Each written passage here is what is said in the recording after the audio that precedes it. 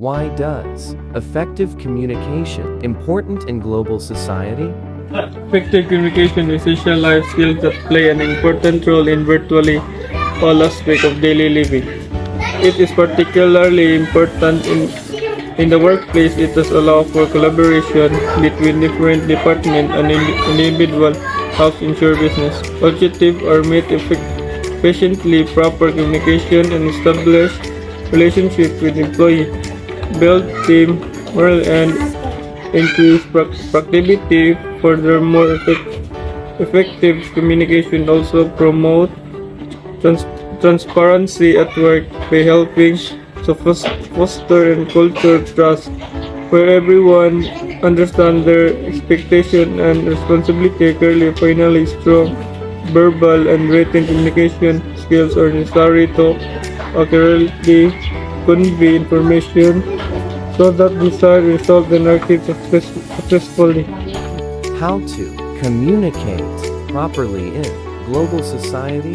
Number 1. Express your ideas effectively in verbal, non-verbal, and written forms in either digital or non-verbal environments or both. Verbal communication, expressing idea effectively verbally, can include engaging in active listening, speaking clearly and concisely, being aware of body language and nonverbal communication cues, using open-ended questions to carefully understanding and drive for consensus.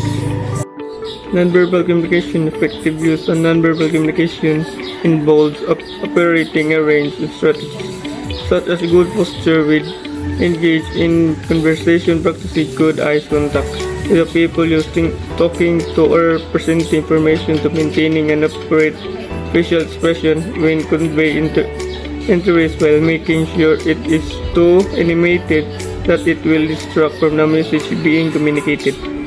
Gestures should be appropriately overly expressive. Action may distract from verbal message as well. Written communication, digital. For digital written communication, one needs to ensure their language structure is tailored for online consumption, maintaining clear writing style by avoid jargon where possible and simplifying words or paraphrase. It needs utilize visual elements such as link image where necessary, further highlights the sentiment behind messaging or text. Formatting light bold, it takes etc. Employ interactive to solicit feedback from audience. Their warranted run through spell check before disseminating materials across platform, visible or documents. Written communication non-digital. When communicating through print materials, individuals will need focus on typography features, ensuring by maximize effective graphic design, layouts and font size, colors, contrast, and etc. Ensure content remain crisp, relevant, and actionable by audience members, covering key point factor impeding achievement, fulfillment, details with easily read section coupled right visual whenever applicable to capture read attention all throughout. Number 2. Use effective listening skills to evaluate arguments and rationalize judgments and improve job effectiveness and work relationships. Number 2, effective listening requires a person to actively engage in the conversation, which develop their ability to evaluate arguments. When evaluating an argument, it is important for one to consider both sides of the narrative before forming a judge or opinion. Listening also encourages engagement and understanding from everyone involved during conversation or problem solving discussion. This helps to particularly understand each other's perspective better and rationalize judgment with logic.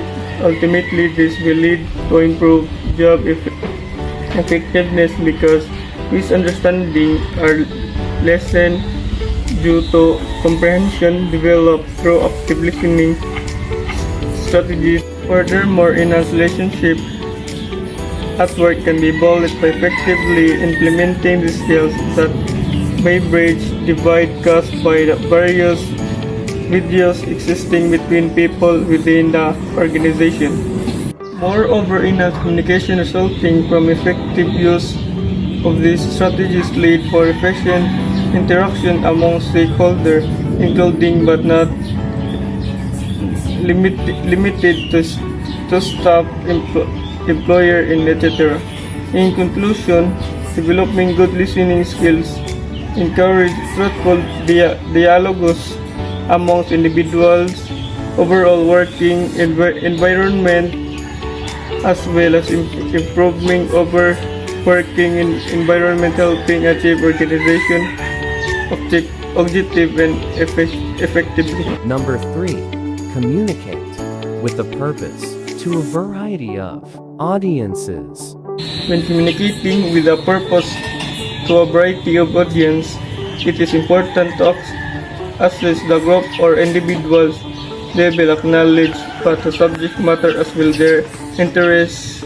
Careful consideration should be taken into account with selecting language, tone, and style with the best shot in the audience. Being cognizant of cultural value, costume should become naturally when engaging multiple people with different background. Lastly, ensuring charity throughout your message by assessing and underlining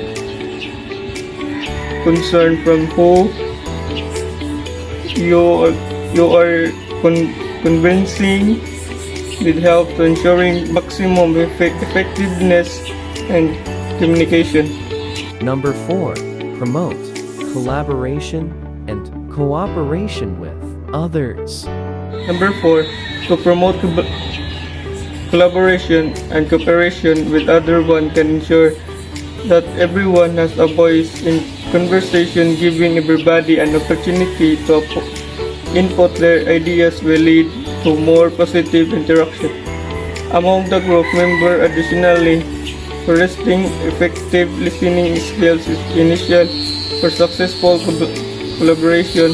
Being open-minded with interacting with others is also important, as it allows individuals to understand all points of view before coming other own decision or task. Finally, maintaining respect among each other help to build trust between team members and engage teamwork rather than posing force.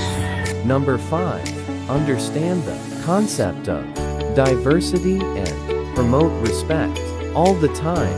Number 5. Diversity is acceptance of difference between individuals and groups in our society. It can include a wide range of aspects from different cultures, race, genders, and sex to varied ages. Personal preference and religious belief, it goes behind recognizing their different but also behind recognizing the different but also celebrate them for their value through as an integral part of how we view one another.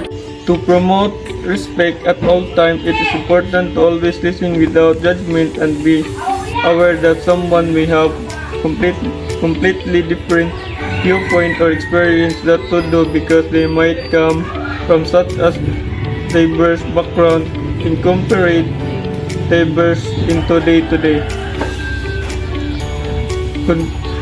conversation to show that everyone is accept regardless of any different while still standing in against intolerance whenever you see example in our community or workplace. Respect is something that needs to start with themselves before extending it towards. So being mindful about promoting acceptance instead of tolerating different exemplifies that showing universal respect really means. Number 6. Use technology and social media responsibly. Number 6. Using technology and social media responsibly means exercising common sense when online. This includes not posting anything that could be taken out of context, keeping personal or sensitive information private, refraining from inappropriate language, avoiding scam and malicious software by closing, examining any link you click on before doing so, reporting abuse if you witness this happening to others, or even being aware how much time are spending time. It is important to remember what say goes online say. Forever use good judgment in order to protect yourself and your reputation.